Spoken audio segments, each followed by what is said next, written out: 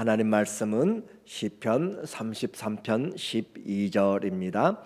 여호와를 자기 하나님으로 삼은 나라 곧 하나님의 기업으로 선택된 백성은 복이 있도다. 아멘. 오늘은 삶의 노래 35번째로 창조주 찬양이란 주제로 말씀을 같이 나누겠습니다. 우리의 일평생에 수고와 슬픔이라고 시편에서 90편에 모세도 노래하고 다윗도 그의 인생에서 일생을 또 평생을 고통과 슬픔이 끊어지지 않는다라고 그렇게 말하지만, 그럼에도 불구하고 저녁에는 우리에게 슬픔이 찾아오지만 아침에는 주님 주시는 기쁨이 온다라고 그렇게 새 날을 노래하고 있어요.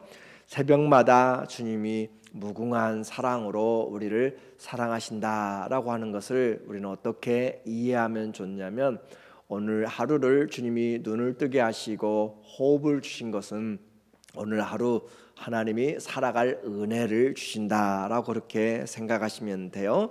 그래서 무슨 일을 당하든지 주님께서 오늘 하루도 살아가게 만들고 은혜를 주실 것을 바라보는 거죠. 그래서 문제들 속에서 하나님이 계심을, 하나님을 볼 때 우리에게는 힘이 나고 그 힘으로 오늘도 살아갈 수가 있습니다.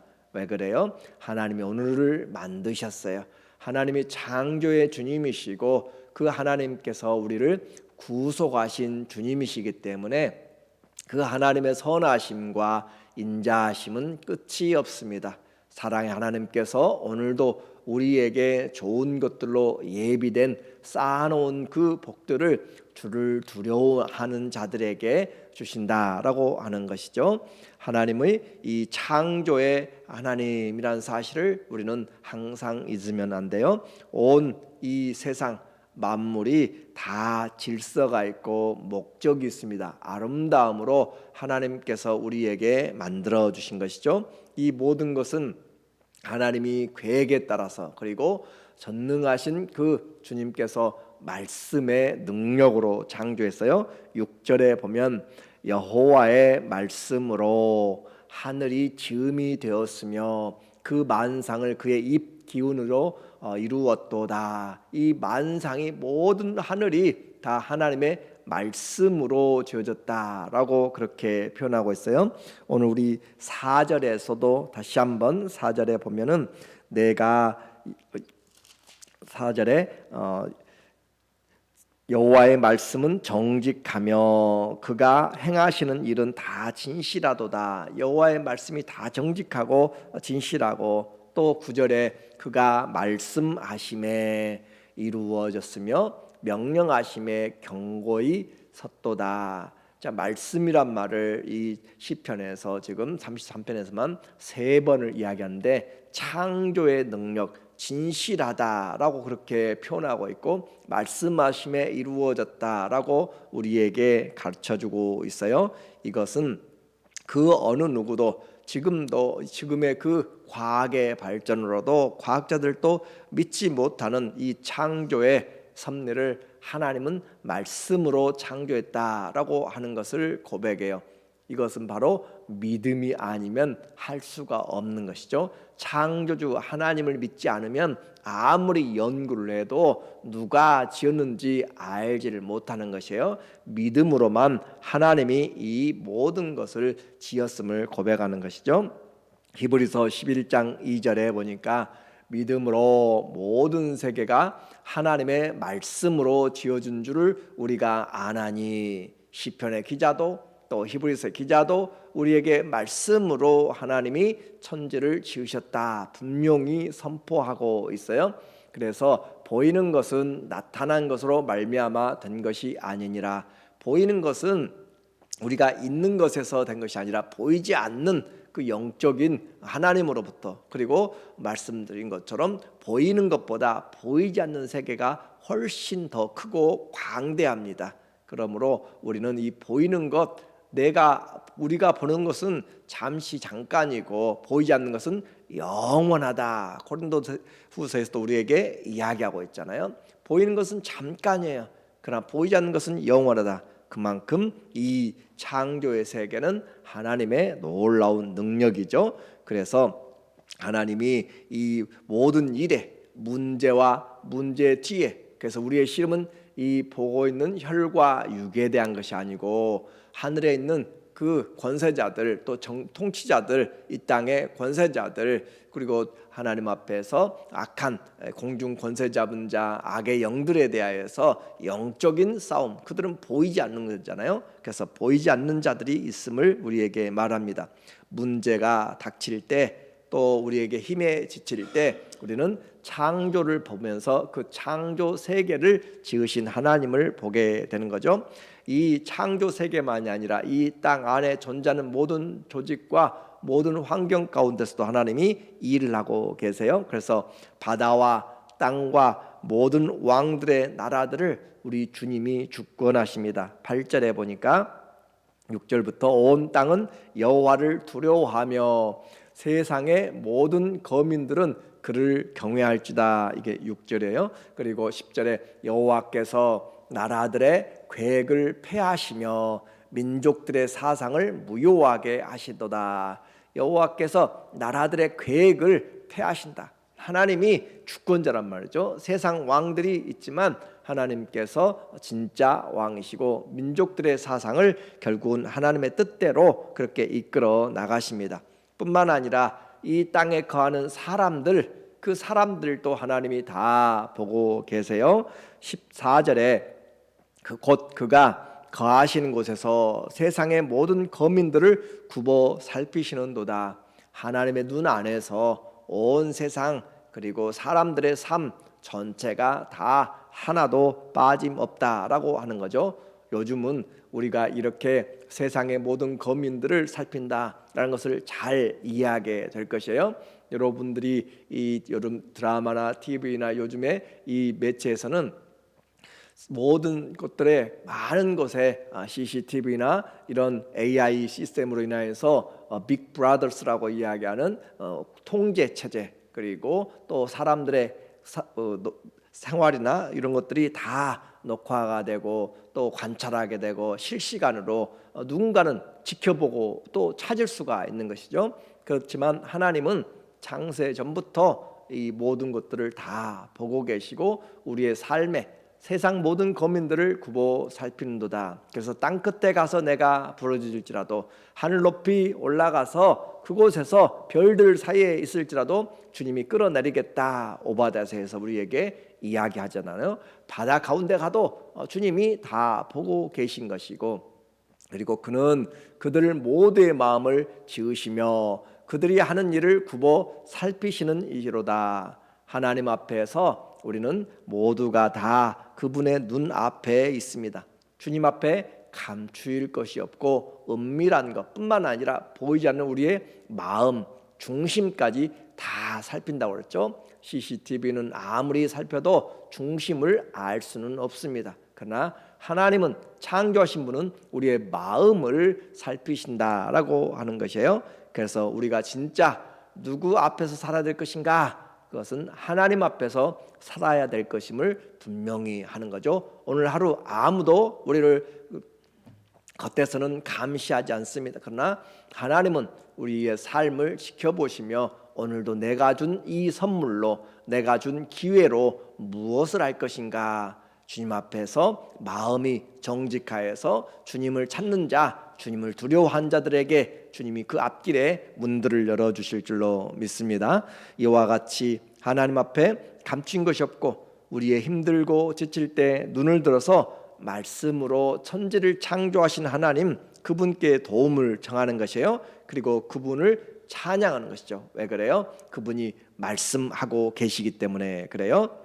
우리의 복이 바로 그 창조주 하나님을 아는 것이고, 그리고 그분이 말씀하신 것을 오늘 우리가 듣고 있는 것이고, 그분의 말씀 앞에 순종할 때 말씀이 이루어지는 것이죠. 수많은 우상들 있지만 우리는 유일하신 그 하나님을 믿기 때문에 얼마나 감사하고 고맙고 또 은혜인지 모릅니다. 창조하시고 우리의 모든 것을 하나님의 선하신 뜻 가운데서 우리를 위해서 베푸시는 그 하나님, 그 하나님을 섬기는 것이 이 땅에서의 가장 기본적이고 가장 큰 복이죠. 12절 본문이에요. 여호와를 자기 하나님으로 삼은 나라. 하나님을 자기 하나님으로, 우리 하나님, 나의 하나님으로 섬기는 나라, 곧 하나님의 기업으로 선택된 백성은 복이 있도다. 하나님의 기업으로, 하나님의 기업이 바로 우리다라고 하는 것이죠. 또 여호와는 우리의 기업이 됩니다. 똑같은 것으로 그렇게 우리는 받아들여요. 그래서 하나님을 나의 하나님으로 삼은 나라, 민족도 복이지만 하나님을 나의 하나님으로 믿는 그 성도가 복이 있습니다. 그 주님으로 인해 우리는 힘을 얻게 되는 거죠. 느헤미야 8장 10절에 있는 것처럼 이날은 우리 주의 성일이니 근심하지 말라. 여호와로 인하여 기뻐하는 것이 너희의 힘이니라. 하나님 우리의 복임을 알고 하나님을 기뻐하는 것, 창조주가 지금도 말씀하고 계신다는 것을 우리가 알 때 주님을 인하여서 기뻐하는 것이 우리에게 힘이 됩니다. 슬픔의 밤을 보냈어요. 그러나 아침에 주님께서 우리에게 하나님으로 인하여서 기뻐하고 이 아침에 새로움을 우리에게 창조하셔서 주신 그 하나님으로 인하여서 주님 우리에게 힘이 되는 삶이죠. 그래서 창세 전부터 우리는 알지 못했지만 하나님의 그 사랑과 은혜는 창세 전부터 우리를 위하여서 예비하고 있었다라고 하는 것이죠.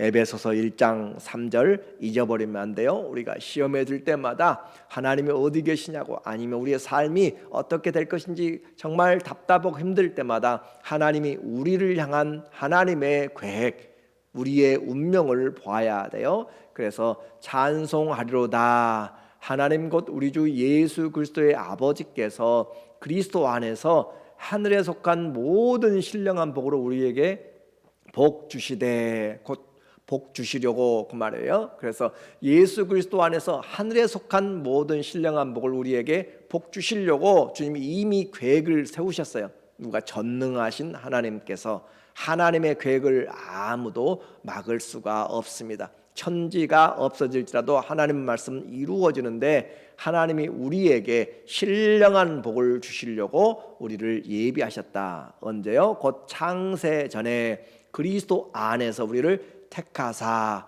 우리로 사랑 안에서 그 앞에 거룩하고 흠이 없게 하시려고 그 아들 예수 그리스도 안에서 우리를 하나님의 자녀가 되게 예정하셨으니, 그 말이에요. 그래서 우리 신앙은 내가 똑똑해서가 아니고 하나님이 우리를 위해서 예정하시고 그 은혜로 우리가 믿는 것이에요. 시험이 들 때마다, 어려움이 들 때마다 하나님을 감옥에서 바울이 이와 같은 은혜를 알고 찬양한 것처럼 우리도 그 주님을 찬양하는 것이죠. 창조의 하나님이 우리를 보시고 또 우리의 기도를 들으시고 인도하시는 것이죠. 18절에 보니까 여호와는 그를 경외하는 자, 곧 그의 인자하심을 바라는 자를 살피사 그들의 영혼을 사망에서 건지시며 그들이 굶주릴 때 그들을 살리시는도다. 하나님은 경륜이 있어요. 하나님의 계획이 있어요. 그것을 하나님의 섭리 가운데서, 뜻 가운데서 잘 해 나가시기 때문에, 그래서 많은 군대도 구원하지 못하고 왕들도 구원하지 못합니다.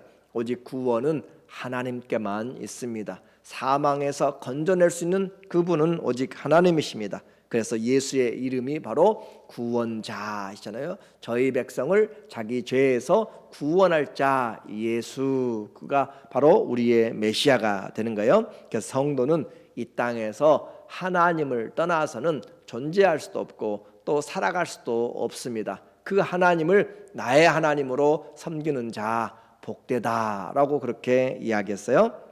이제 이와 같은 사실을 알면 하나님이 우리의 창조주가 되셨고 그분이 우리를 건져내시고 우리가 하나님의 기업이 됐다는 놀라운 사실을 알게 되면 가만히 있을 사람이 없는 것이죠. 그래서 하나님 앞에 우리의 모든 마음을 들여서 같이 찬양하게 돼요. 그래서 1절 보니까 너희 의인들아 여호와를 즐거워하라. 찬송은 정직한 자들이 마땅히 행할 바로다.